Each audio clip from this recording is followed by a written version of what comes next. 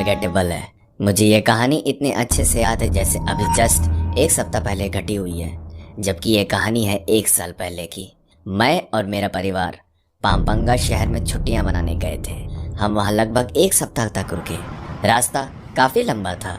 सच कहूँ तो मैं इतना थक गया था कि मैं रास्ते में ही सोना चाहता था। जैसे जैसे समय बीतता गया, रास्ता और लंबा होता गया, इस हद तक कि अब मेरे बर्दाश्त के बाहर हो रहा था। मुझे नींद आने वाली ही थी जब मैंने अचानक देखा कि 3 लोग जो बिना चेहरे के थे सड़क के कोने पर खड़े हुए थे। ऐसा लग रहा था कि वो तीनों हम लोगों का ही इंतजार कर रहे थे। मुझे केवल उनके फटे पुराने कपड़े ही दिखाई दे रहे थे, जिन पर खून के कुछ धब्बे लगे हुए थे। मैंने अपने माता पिता को कुछ देर रुकने के लिए कहा। मैंने उनसे पूछा कि क्या आप लोगों ने उन तीनों को देखा है, तो उन्होंने कहा नहीं। फिर मैंने सोचा कि ये केवल मेरा एक वहम हो सकता है, इसलिए मैंने उन लोगों को नज़रअंदाज किया। जैसे ही हम ओलंगोपो शहर में अपने रेस्ट हाउस में पहुंचे, मैंने उन 3 फिगर्स को फिर से देखा।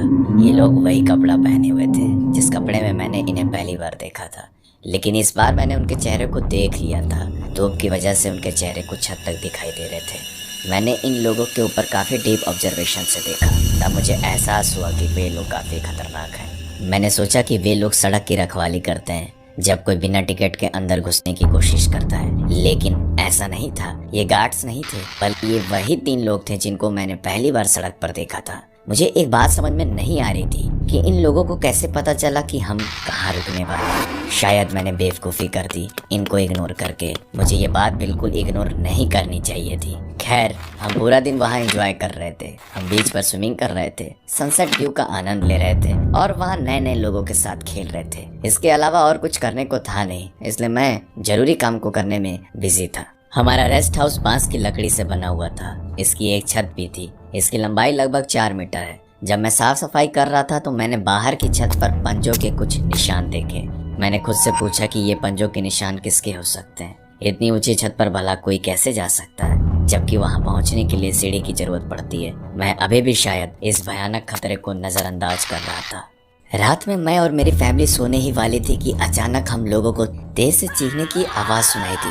चीखें इतनी तेज थी कि मुझे बहरा कर रही थी। फिर कुछ देर बाद चीखने की आवाज़ रुक गई। शायद लगभग 10 मिनट के लिए ही रुकी थी। मैंने फिर से वही आवाज़ सुनी, लेकिन इस बार ये जोर से नहीं थी। जब वे चिल्ला रहे थे तो ऐसा लग रहा था कि जैसे कि वो मेरे बेड के जस्ट बगल में फुसफुसा रहे हैं। और मैं उस आवाज़ को सुनकर चौंक कर खड़ा हो गया। ये केवल मैं ही नहीं था जिसने ये सुना। मेरी आंटी, मेरी माँ और मेरी भतीजी भी थी जिसको ये आवाज़ सुनाई दी थी।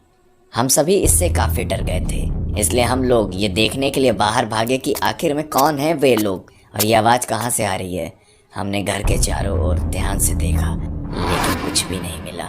हमने अपने पड़ोसियों से पूछा कि क्या उन्होंने किसी इंसान को चिल्लाते हुए सुना है। उन लोगों ने भी यही बताया कि उन्होंने किसी को नहीं देखा। हमने सीधा फिर पुलिस को कॉल करके बुला लिया और सारी दास्तां उनको बता दी। उन लोगों ने फिर पूछा कि क्या किसी ने ठीक से देखा है कुछ, और हमने कहा कि नहीं, हमने कुछ नहीं देखा। लेकिन हमने किसी के चीखने की आवाज़ के बारे में उन्हें साफ साफ बता दिया और सभी पुलिस वाले चौंक गए। एक पुलिस वाला हम लोग के पास आया और हमसे डरावनी बात कही। देखो, जिन लोगों को तुमने चिल्लाते हुए और चीखते हुए सुना है, वे लोग इंसान बिल्कुल नहीं है। वे सभी खूंखार शैतान हैं। वे हमेशा शिकार की तलाश करते हैं। एक बात बताओ, जब तुम लोगों को चीखने और चिल्लाने की आवाज़ सुनाई देती है, तब क्या वो लोग तुम लोगों के घर के आसपास रहते हैं या दूर रहते हैं? यदि आवाज़ तेज आती है तो वो घर से बहुत दूर है, लेकिन अगर आवाज़ धीमे आती है तो वे तुम्हारे घर में ही है।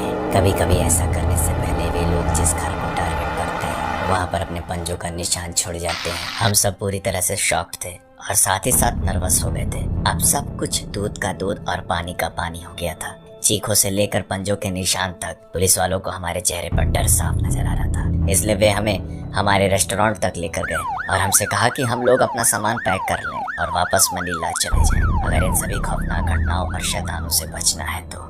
हमने सुबह ही अपना सामान पैक कर लिया था और जैसे ही हम घर से चलने के लिए रेडी हुए, मेरा दिल जोर जोर से धड़कने लगा और मैं बिल्कुल डर के मारे कांपने लगा।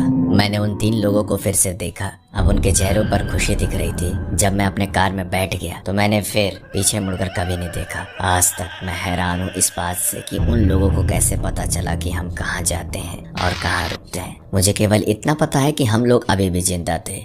हमने इन सारी घटनाओं के बारे में अपने फ्रेंड्स और रिलेटिव्स को नहीं बताया। उम्मीद करता हूँ कि वो 3 शैतान अब हमें दोबारा नजर नहीं आएंगे।